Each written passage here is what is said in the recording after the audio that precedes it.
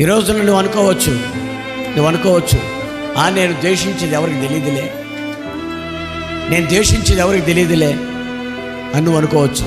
నాకు తెలియకపోవచ్చు, కానీ దేవునికి తెలుస్తుంది. జాగ్రత్త, దేవుడు చూస్తున్నాడు నిన్ను. దైవ సేవకులుగా మేము గమనించలేకపోవచ్చు. మిమ్మల్ని దైవ సేవకులుగా మీరు ప్రేమతో ఉన్నారో, ఆప్యాయతతో ఉన్నారో, అనురాగంతో ఉన్నారో, ఒకరినొకరు ఎలా ప్రేమించుకుంటున్నారో మేము చూడలేకపోవచ్చు. కానీ పరమందున్నటువంటి దేవుడు చూస్తున్నటువంటి విషయాన్ని గుర్తుపట్టుకో, గుర్తుపెట్టుకొని నువ్వు బ్రతుకు.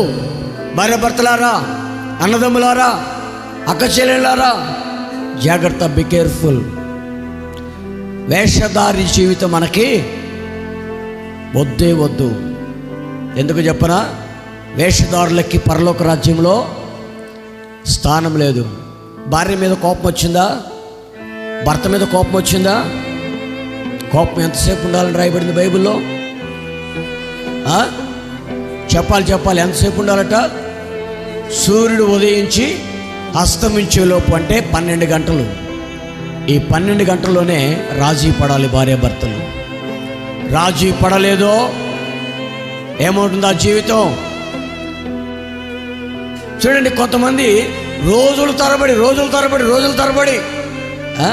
భార్య తూర్పు తిరిగి పడుకుంటే భర్త ఒకే మంచం మీద ఉంటారు. మళ్ళా వాస్తవమా కదా?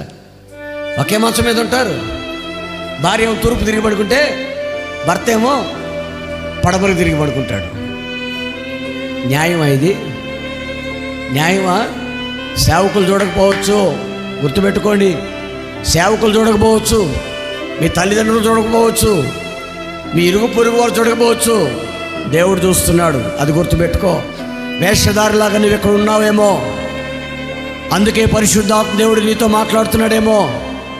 విషపు చూపు నీకు పనికిరాదు. పైకి ఒక చూపు, లోపల ఒక చూపు. ఇది విషపు చూపు, అది పనికిరాదు.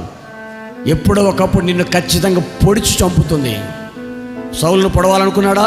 సౌలు దావీదుని పొడవాలనుకున్నాడా?